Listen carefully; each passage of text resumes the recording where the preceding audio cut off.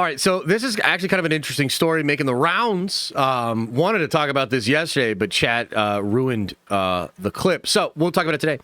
So Forbes is kind of on this run of telling on people. They told on James Gunn recently with the theatrical for Superman, did some very good research there, which, by the way, I just want to say, I saw some people trying to say that Caroline Reed is somehow not an incredible reporter because she's a contributor to Forbes. My God, the cope from the people that want to act like Disney is doing fine is crazy. No, she's an incredible reporter, has done a lot of great reporting in other outlets, including The Guardian, where she broke down some really interesting financial stuff. She's a good reporter. This whole stupid idea that because it's a fucking contributor, it somehow doesn't hold water is so crazy. So anyway, point being, Forbes is known as, covering finances. That's kind of their wheelhouse. And they've done a pretty good job over the past couple of years of leaning into pop culture a little bit as business intersects with pop culture, mostly around production costs for big Hollywood things, shows, movies. So they've been telling on people. They told on Gunn. They told on Marvel this year. Well, all of a sudden, out of nowhere, they're telling on Star Wars again. But there's actually a very good reason why. So it says here, cost of Star Wars Rise of Skywalker approaches $600 million. Okay? Now, I'm not going to read everything in this article, although it is a good article, and I recommend you read not just this article, but a lot of these other things that Forbes has been doing recently, because it's counter-narrative, at the very least, to the Hollywood trades. The Hollywood trades will certainly try to tell you one thing. Forbes is occupying a space where they are at least giving you another version of the story. Make up your own mind, but I think you should read the stuff that Forbes is putting out these days. Anyway, point is this. So they're revealing, and this is fascinating to me, on Monday of this week, a filing did go through UK legislation, which brought the total cost of The Rise of Skywalker up to $593.7 million. Now, a lot to explain here. You know, for some of you, you're actually going to get a lot out of this. Some of you are probably already asleep. It's fine. You know, do your thing. For some of you that are, actually paying attention, this is going to be interesting to you. We talk often about Hollywood accounting and how Hollywood will hide the numbers and play silly accounting games all over the place. So one of the things that's going on here is because Disney made the production company for this film in the UK, everything had to be calculated and itemized in a way that you do not have to do if it goes through Hollywood. Okay? Disney did this so that they would receive massive tax breaks and benefits from shooting in the United Kingdom. But in order to do that, because the UK and Europe in general is like more litigious, they have more taxes, they have more red tape. It's harder to get things approved over there, right? So because of that, Hollywood creates completely separate entities for movies that shoot in the UK because all of the financing is going to be under the purview of the UK government. Does that make sense to you guys? So what I'm basically telling you is this is why we know for sure when it comes to The Rise of Skywalker.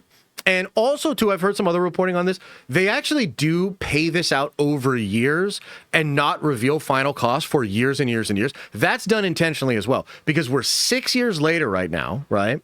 At least, right? 6 years later? 6? Yeah. 6 years later, and we're finally getting the revealed cost, okay? That's wild. So for the longest time, Disney could tell shareholders that it's profitable and all this other sort of stuff. Speaking of profitability, guys, when you dig into the actual numbers here, she reveals, and I'll just say this here. I do want to read this part. It's kind of interesting. She says, the filings are a gold mine of financial information as they reveal everything from production, overall costs, to the level of reimbursement, right down to the headcount, salaries, and even the Social Security payments to staff. They also reveal whether the movie costs more or less than the studio originally budgeted for. And she talks about here how The budgets of movies made in the United States are usually close-guarded secret, as the studios combine the cost of them into overall expenses and don't itemize them as much is spent on each item. It's different in the UK. So that's like kind of what I was just explaining to you, right? Okay.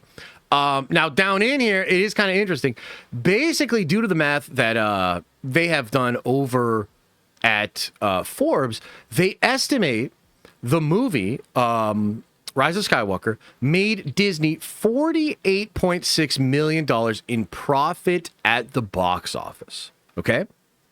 So I want to just linger on that for a second.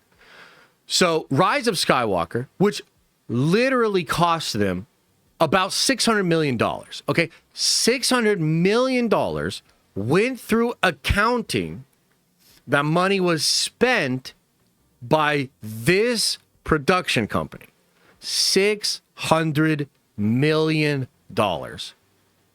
And Disney took home $48.6 million in profit. Now, what makes that even more interesting, and Disney could not have known that this would happen 6 years later when this finally, showed us what's under the skirt. We live in a world where the Demon Slayer movie is making hundreds of millions of dollars. We live in a world where the Chainsaw Man has already made $30 million, and it only opened in Eastern markets, and it's only been in theaters for 2 weeks. So I don't know, guys. I mean, this is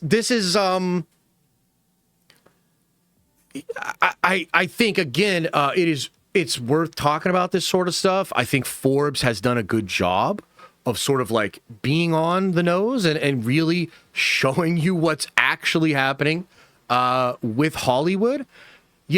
Over the past couple of years, it has, like, the discussion around movies and pop culture in general has changed. And there is an element of sports talk that's kind of taken over a bit, where the profitability of a thing is kind of now looked at a little bit as the score of a game or the record of a team in a season.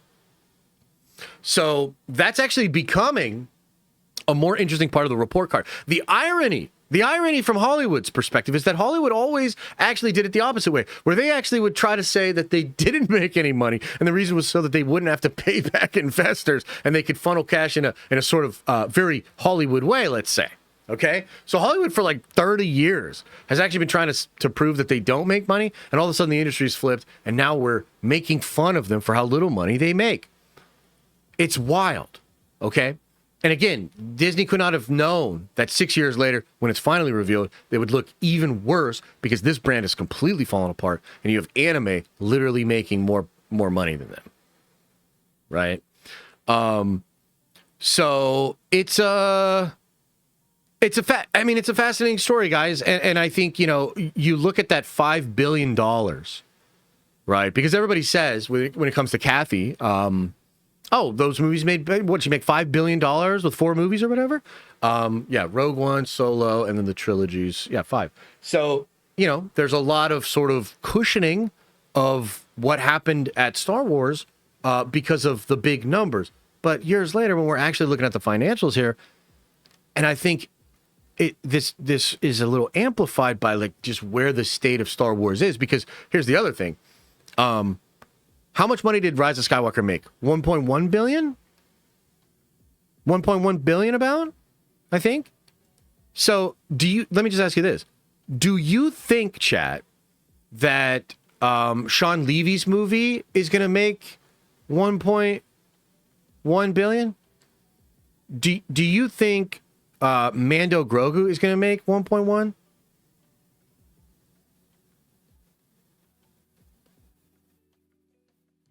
I guess what I'm saying is, do we expect either of those movies to actually make a $48 million profit?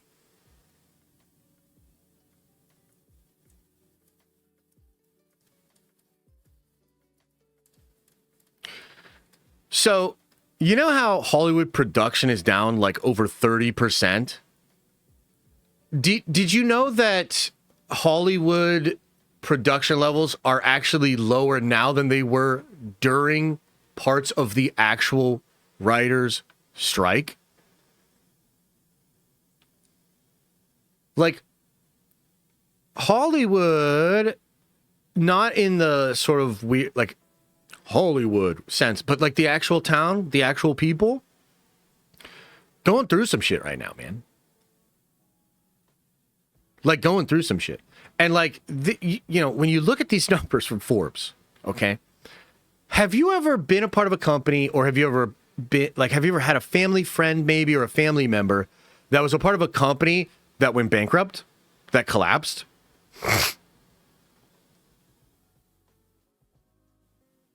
Usually, although there are signs, it usually gets to like a pretty staggering place where all of a sudden they can't afford to pay the employees anymore. And that's when shit just is completely done. So,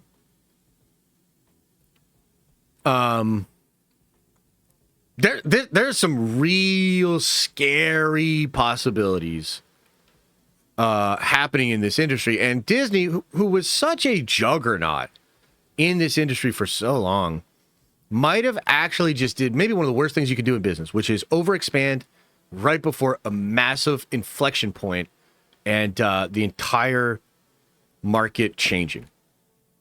I mean, that is a tale as old as time in business. Overextending right before a black swan event or an inflection point that drastically changes, making all of your investments liabilities. You know, and that is kind of bared out for Disney. So this is just the latest thing here, man. This is crazy. So yeah, what do you guys think, man? What do you guys think? I know not all of you care. Some of you are going, boring. Numbers, boring. One of my clients filed for bankruptcy last week. I knew it was going to happen months ago. Just their actions. Yeah, I mean, you can kind of see it coming. And like, how many people has Disney fired in the last couple of years? It's probably thousands. You know what I mean? It's probably thousands of people. In fact, let's just ask ChatGPT. To be fair, they are hiring too, so it's not always net.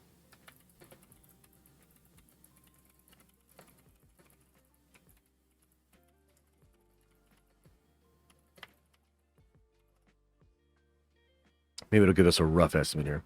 Because, like, they have to report these numbers, right? So, 7,000 job cuts in early 2023. More than 8,000 cuts since then. In May of 2024, a couple hundred. September 24, a couple hundred. And then March, a couple hundred. So, looks like about 15,000 to 16,000 people since 2023. Pretty wild. Pretty wild.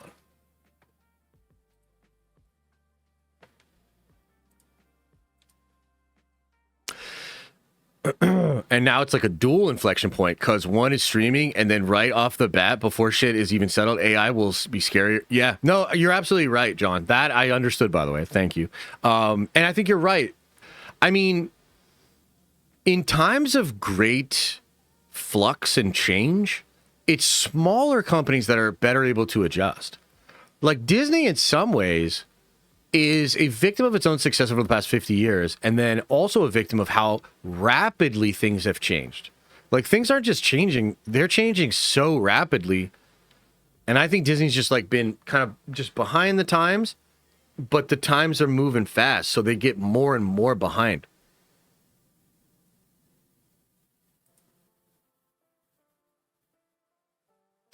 Yeah. Holly, what? Oh my God.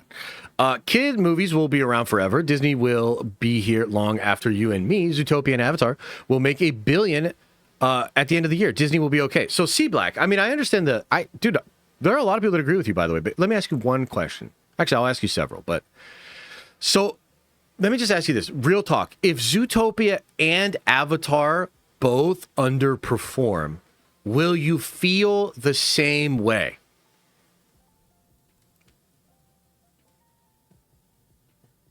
If those movies both underperform, because I'll tell you this, I think both those movies might underperform. I love Avatar. I'm super excited for it. I hope it crushes it. And Avatar's funny because everybody always counts it out, and it's very hard to count Jimmy Cameron out, you know? But if those two films underperform,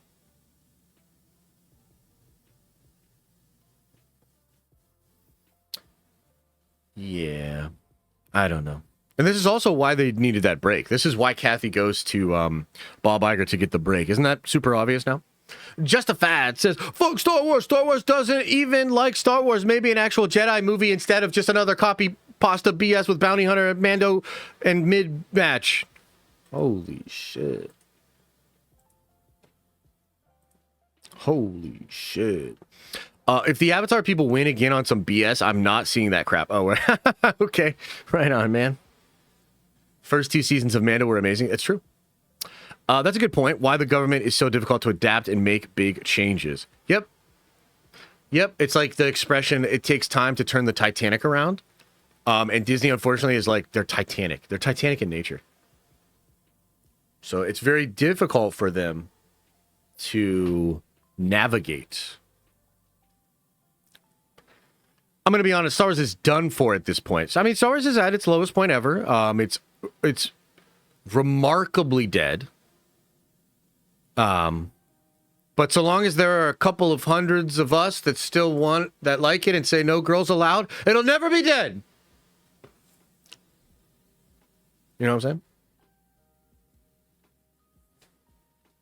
Avatar is going to make money just from people trying to see the Doomsday trailer. Fair, actually. Yeah, that's a good point. You might have a point on that one, yeah? Yeah. The life of Star Wars depends on Starfighter. I think Starfighter has the ability to do a lot of good for the brand. And maybe take hope away from a couple other people too. So I guess we'll see, yeah.